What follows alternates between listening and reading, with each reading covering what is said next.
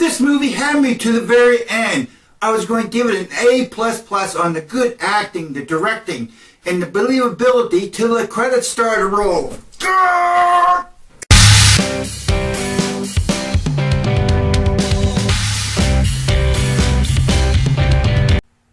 This review is on the movie All at Once. I'm the Anger Guy. I'm going to tell you like it is. Director for the film All at Once was Jon Abrahams' directorial debut. As an actor, he has been in over like 24 films. Since he directed and was a character in this film, I'm so glad he wasn't the writer for the film also. If he did, my skepticism for the value of this movie would have dropped quickly. The writer for the film was Michael Testone. I searched all over and couldn't find one picture of Michael.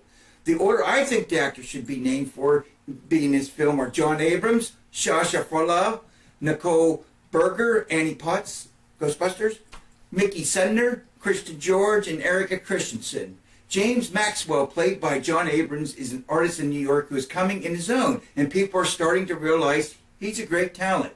His life was turned upside down like many others when tragedy struck on 9/11 and claimed many innocent people. Jon's best two friends died, and he gained custody of the two young girls. Life went on for Jon, but he had his problems. 11 years later, his career as an elementary school art teacher disappeared due to budget cuts.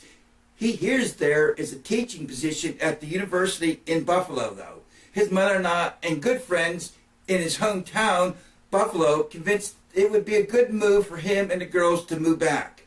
At first, Jon's youngest girl, played by Nicole Berger, thought it was a great idea until she met her music teacher in Buffalo.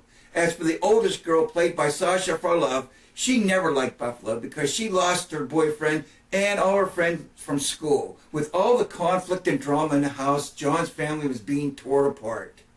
I think Jon Abrahams did a great job as his first-time director. There are no car races, no shootouts with guns or explosions in this film. It's a fair look at reality. The film doesn't get down and dirty, but it sure has its merits. It was a good movie. For me, it's music or small details that can make or break a film. Example, the youngest girl was into Sylvester Stallone. She knew his films and quoted him when she thought the situation called for it.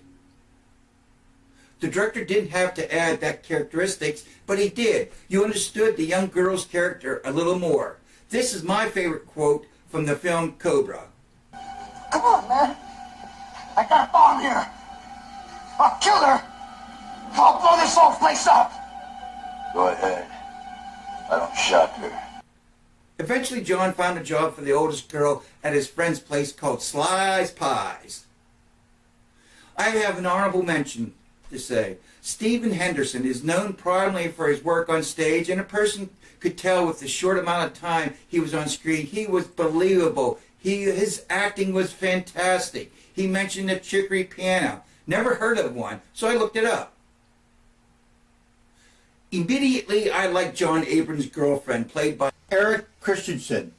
She reminded me of so much of Minnie Driver in the Matt Damon movie Good Will Hunting. What a great sense of humor. The film wasn't totally original, and I always give points for that, but it's a film that I'm glad I took the chance and watched. For me, it was a good movie, but it could have been great if they only stuck with what was working so well in the film. But then the credits rolled. People don't change that quickly, especially older teenager girls. Would have gave this film an A++, but I dropped it 1.5 grade points because what happened between the father and the oldest daughter during the credits, well, I'll let Gage say what I was thinking. No fair. I understand the meaning of the title for the film. I really do. But This isn't fair. I give this film a solid B. No takebacks. And I will stand by my validation. Thank you for watching, and thank you for subscribing.